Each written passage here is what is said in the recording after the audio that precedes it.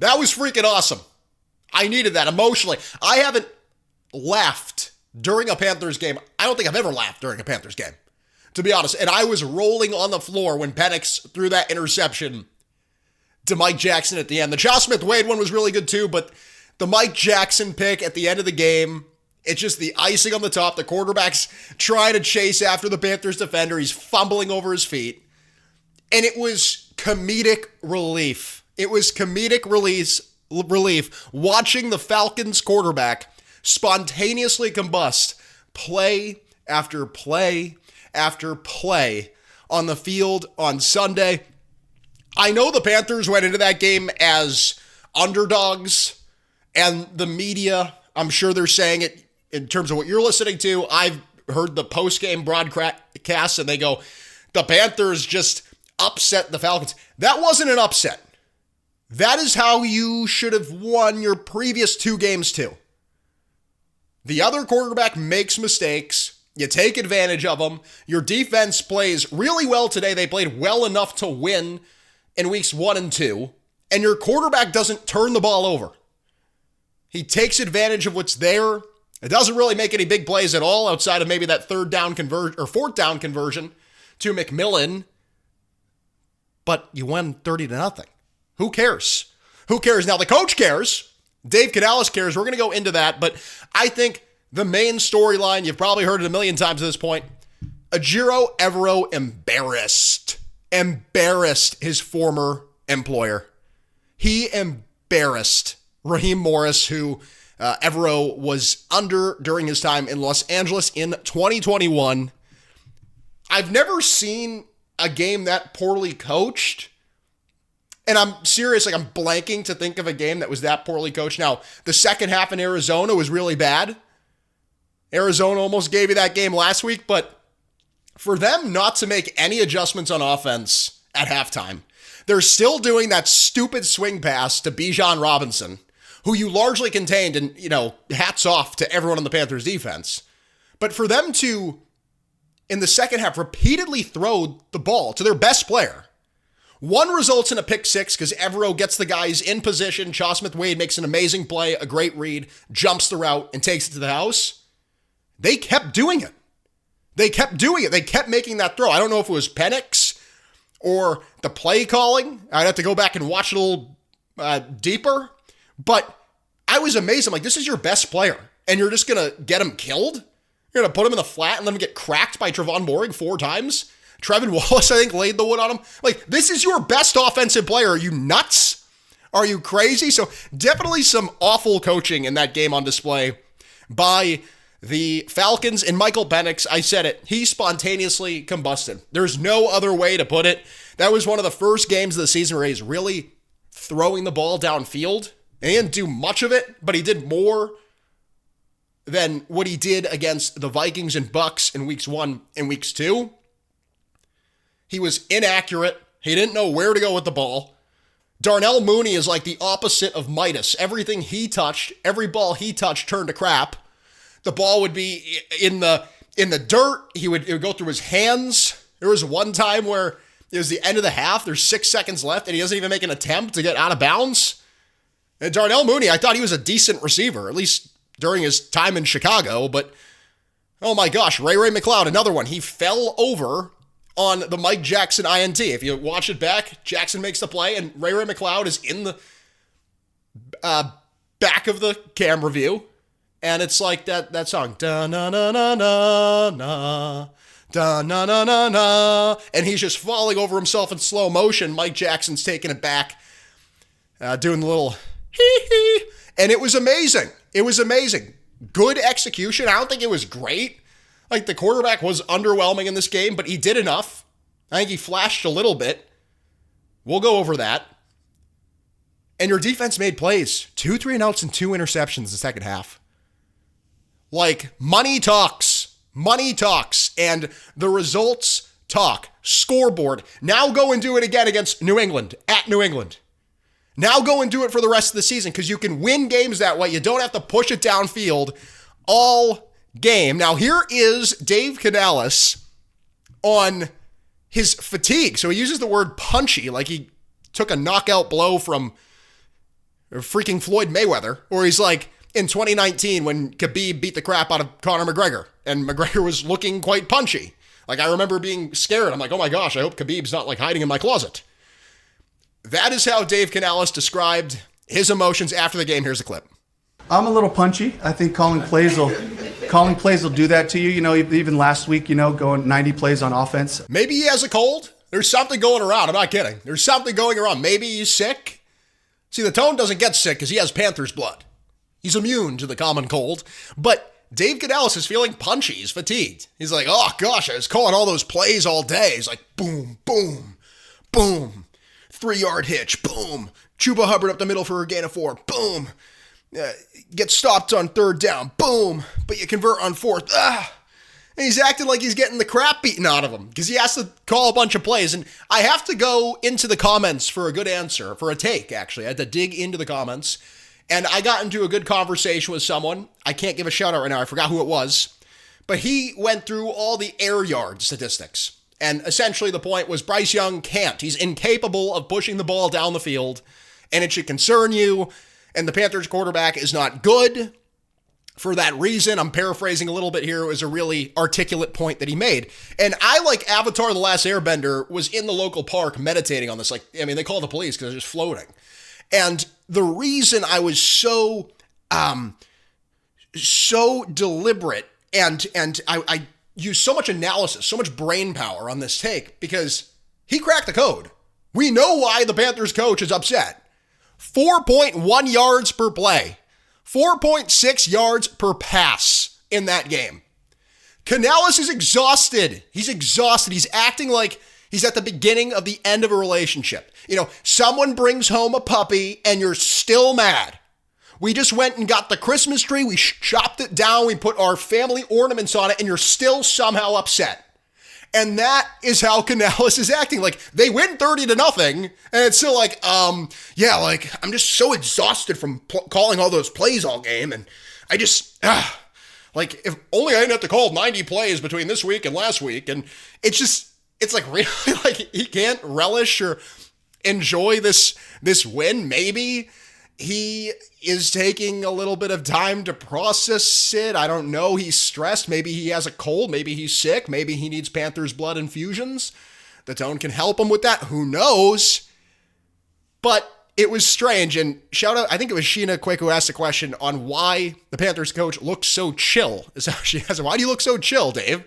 And he was energized after the game. I'm watching the video. He's giving game balls to Ryan Fitzgerald and Chau Smith-Wade, but then he starts talking about the offense, and he was just largely lethargic.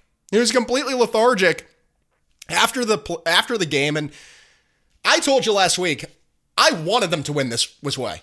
This is perfect for me, and it's not just because my take is right, but it's like, you win by averaging 4.6 yards per pass. You do enough. The freaking kicker looks like Adam Vinatieri in a Super Bowl. Like, you win on defense. Michael Penix can't throw the ball. You take advantage of it. Bryce Young played smart. He didn't play great. He missed some throws over the top. I have to go back and watch it again. I can only recount a couple throws, and I thought T-Mac honestly didn't have his best day either. But this is how I wanted them to win. They pay attention to T-Mac. That's their guy. That's the guy that they circle and X and check mark in film study all week. So what do? You line him up away. And then you throw to the middle of the field. You have Bryson Tremaine and David Moore going across the middle. And you slowly move the chains.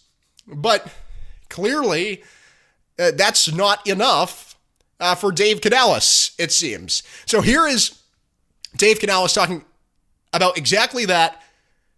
The Panthers' approach and Bryce Young's performance off the top of his head. Shout out to Alex Zetlow on the question. Just solid execution, managing the game the right way, taking the aggressive shots when he felt like he had them there. I think we missed on most of those deep shots that we had down the field, but we had opportunities. I think those are things we'll continue to grow and execute those. But just in general, from the run game, pass game to the protection, I just thought he really managed the game well. Dave Canales thinks Bryce Young missed a couple throws. No, he knows and he's upset He's feeling punchy and fatigued because the Panthers quarterback missed on some opportunities to push the ball down the field. And he's not wrong, but I think tomorrow, by going into the game against the Patriots, he'll feel a little more confident. I think when Canales watches the film back on Monday, they have their Honesty Monday, whatever the heck it is they call it, Tell the Truth Monday. I think he'll see that Young did make plays that didn't cost them the game. Like that early touchdown that he ran the ball on, that was growth to me. I'm going to call a spade a spade. He doesn't make that play against Jacksonville.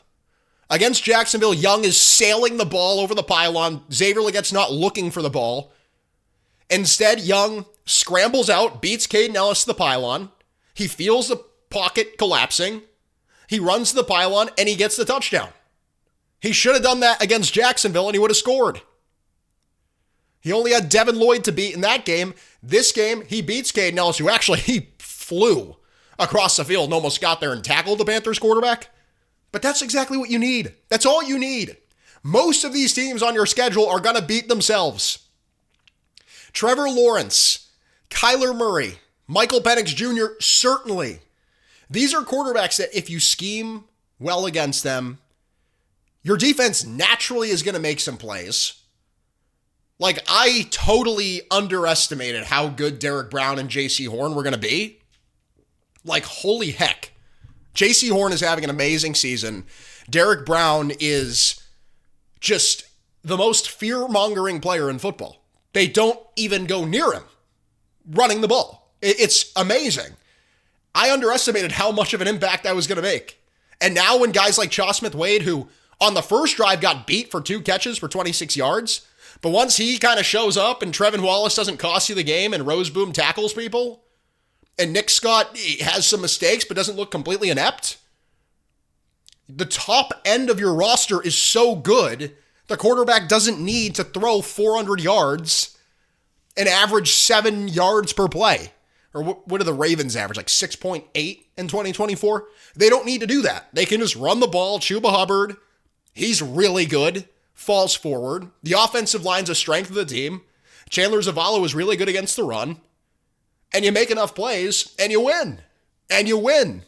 Still, Dave Canales wants Bryce Young to go over the top. I think we missed a majority of deep shots down the field. But he managed the game well. He managed the game well. Now, part of the reason Bryce Young managed the game so well was due to a key inactive. Here is Bryce Young on Bryson Tremaine.